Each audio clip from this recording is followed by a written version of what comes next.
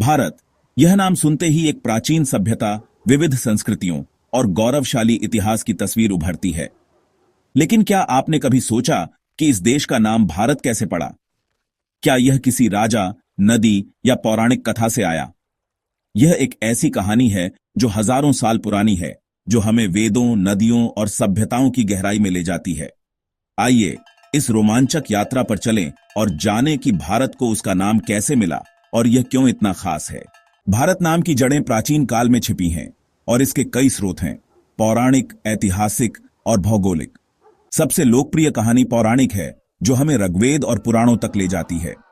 पौराणिक कथाओं के अनुसार भारत का नाम राजा भरत से आया, जो हस्तिनापुर के एक महान शासक थे।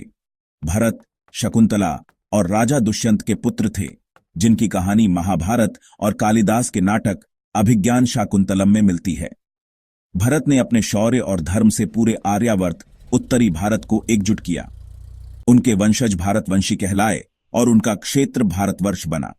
विष्णु पुराण और अन्य ग्रंथों में लिखा है कि उत्तरम यत् समुद्रस्य हिमाद्रेश्चैव दक्षिणम वर्षम तद भारतम नाम, यानी समुद्र के उत्तर और हिमालय के दक्षिण का देश भारत है। लेकिन क्या यह सिर्फ एक राजा की कहानी है? नहीं, भारत का नाम इससे भी गहरे स्रोतों से जुड़ा है। एक और थ्योरी सिंधु नदी से संबंधित है।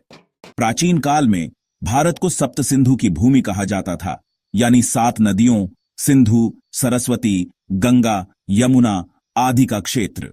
ऋग्वेद में सिंधु शब्द बार बार आता है, जो नदी और क्षेत्र दोनों को दर्शाता है।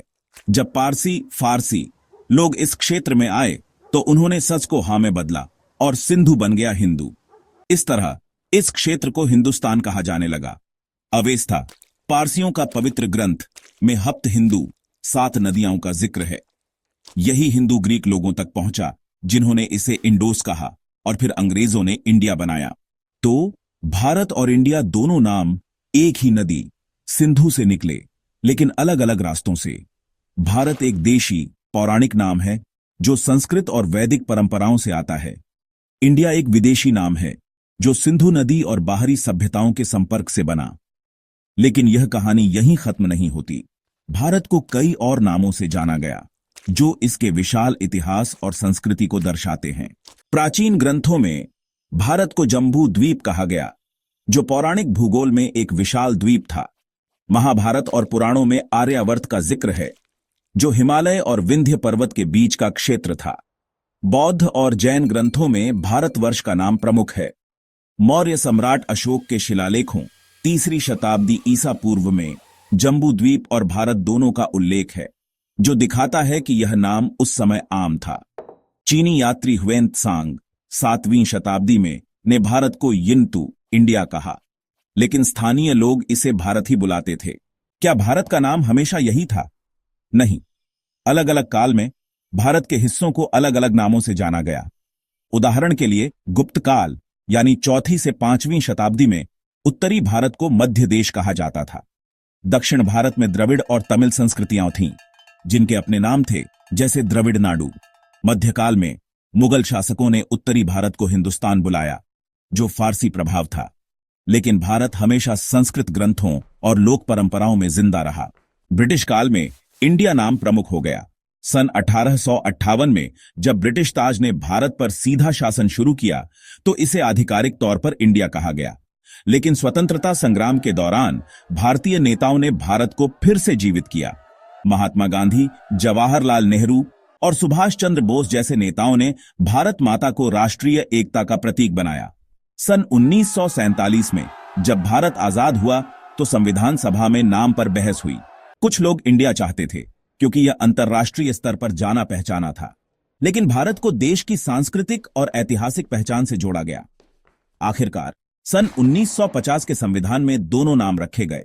आधिकारिक नाम इंडिया, दैट इज भारत। क्या भारत का नाम विवादास्पद है? हाँ, कभी कभी। कुछ लोग इंडिया को औपनिवेशिक नाम मानते हैं और चाहते हैं कि सिर्फ भारत इस्तेमाल हो। 2023 में G20 समिट में भारत को भारत के रूप में प्रचारित किया गया, जिसने इस बहस को फिर से हवा दी। दूसरी ओर इंडिया वैश्विक ब्रांड है, जो व्यापार, कूटनीति और संस्कृति में पहचाना जाता है। कुछ क्षेत्रीय समूह, खासकर दक्षिण भारत में, भारत को हिंदी केंद्रित मानते हैं और इंडिया को तटस्थ पसंद करते हैं। फिर भी दोनों नाम भारत की विविधता को दर्शाते हैं, एक वैदिक और पौराणिक, दूसरा वैश्विक और आधुनिक। भारत का नाम सिर्फ एक शब्द नहीं, यह एक कहानी है। यह सिंधु की लहरों, हिमालय की ऊंचाइयों और भरत जैसे राजाओं की गाथाओं से बना है। यह संस्कृत, फारसी, ग्रीक और अंग्रेजी के मिलन से उभरा है। यह नाम हमें याद दिलाता है कि भारत सिर्फ एक देश नहीं, बल्कि एक सभ्यता है जो हजारों सालों से फल फूल रही है। लेकिन क्या यह नाम भविष्य में बदलेगा या हमेशा हमारी पहचान का हिस्सा रहेगा?